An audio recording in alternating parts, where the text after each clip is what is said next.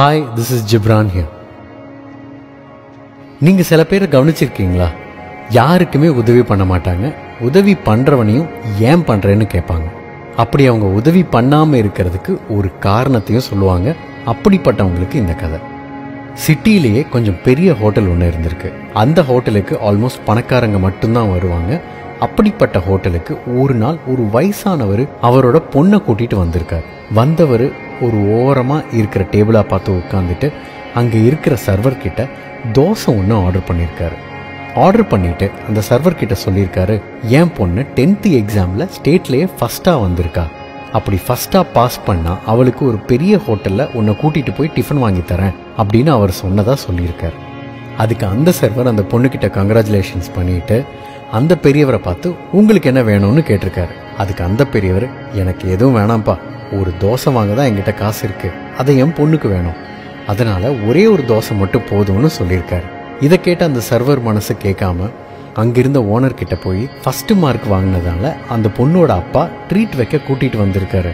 அவருக்கு இன்னொரு தோசை வாங்க காசு இல்லை, அதனால் ஏன் சார்பாக நான் அவருக்கு டிஃபன் வாங்கி தரேன், இப்போவே உடனே கொடுக்க என்கிட்ட காசு கிடையாது, அதனால் என் சம்பளத்தில் கழிச்சுக்கோங்க அப்படின்னு சொல்லியிருக்காரு.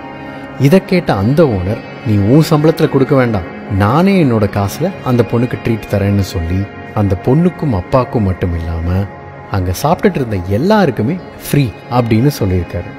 இப்படி ஒரு விஷயத்த சுத்தமாக எதிர்பார்க்காத அந்த அப்பாவும் பொண்ணும் கண் கலங்கி அவங்களுக்கு நன்றி சொல்லியிருக்காங்க. இது நடந்து ரொம்ப வருஷம் கழிச்சு அந்த பொண்ணு படித்து முன்னேறி IAS எக்ஸாமில் பாஸ் பண்ணி அந்த ஊருக்கே கலெக்டராக வந்திருக்கு. கலெக்டர் ஆஃபீஸ்லேருந்து அந்த ஹோட்டலுக்கு ஒரு நியூஸ் போயிருக்கு. அது என்னன்னா, புதுசாக வந்த கலெக்டர் உங்கள் ஹோட்டலுக்கு சாப்பிட வர்றதா. இந்த பொண்ணு அவங்க அப்பா அம்மாவையும் கூட்டிகிட்டு அந்த ஹோட்டலுக்கு போக அந்த ஹோட்டலில் இருந்த யாருக்குமே இந்த பொண்ணையோ அவங்க அப்பாவையோ அடையாளமே தெரியல. கலெக்டர் வர்றாங்க அப்படின்னு தெரிஞ்ச உடனே ஊரே அந்த ஹோட்டலில் கூடியிருக்கு. அந்த ஓனருக்கும் புது கலெக்டர் நம்ம ஹோட்டலுக்கு வராருங்கிறதுனால ரொம்ப பெருமையாக இருந்திருக்கார். உள்ளே போன அந்த கலெக்டர் அந்த சர்வரையும் ஓனரையும் பக்கத்தில் நிற்க வச்சு சாஷ்டாங்கமாக கீழே விழுந்து வணங்கியிருக்காங்க. ஓனருக்கு ஆடி போச்சு, சர்வரோ செத்துட்டாருன்னே சொல்லலாம். என்ன ஆச்சுன்னு புரியாமல் இருக்கும்போது அந்த பொண்ணு சொல்லியிருக்கு, நான் யாருன்னு உங்களுக்கு தெரியாது, எங்கள் அப்பாவையும் நீங்கள் மறந்துட்டீங்க, ஆனால் நான் 10th ஸ்டாண்டர்டில் பாஸ் பண்ணதுக்காக எங்கள் அப்பா எனக்கு ட்ரீட் வைக்க இங்கே கூட்டிகிட்டு வர அதை நீங்கள் ஒரு கொண்டாட்டமாகவே ஆக்குனீங்க. அன்னைக்கு நீங்கள் பண்ண ஒரு சின்ன விஷயந்தான் வாழ்க்கையில் இன்னமும் முன்னேறணுங்கிற ஆசையும் நம்பிக்கையும் எனக்கு கொடுத்துச்சு. உங்களால தான் நான் இன்னைக்கு இவ்வளோ பெரிய இடத்துல இந்த ஊருக்கே கலெக்டராக வந்து உட்கார்ந்துருக்கேன்னு சொல்லி இன்னைக்கு இங்கே இருக்கிற எல்லாருக்குமே நான் ட்ரீட் தரேன்னு சொல்லியிருக்காங்க.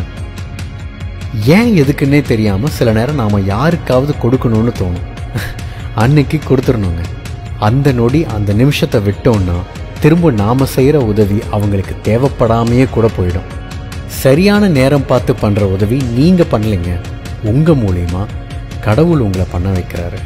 ஏன் பண்ணணும், எதுக்கு பண்ணணும், என்ன காரணத்துக்காக பண்ணணும் அப்படின்னு நீங்கள் யோசிச்சுட்டு இருந்தீங்கன்னா அந்த உதவி காலம் தாழ்த்தி தான் போய் சேரும்.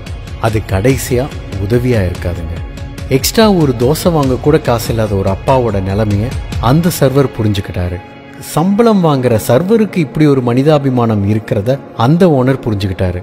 அவங்க அன்னைக்கு பண்ண அந்த உதவி தானும் நிறைய பேருக்கு இப்படி உதவி பண்ணணும் அப்படிங்கிற எண்ணத்தை அந்த பொண்ணு மனசுல விதைச்சிருக்கு. அதனால தான் உங்களுக்கு செய்யணும்னு தோன்ற ஒரு உதவியை காலம் தாழ்த்தாம செய்யுங்க. தேங்க்யூ. உன் வாழ்க்கை உன் கையில்.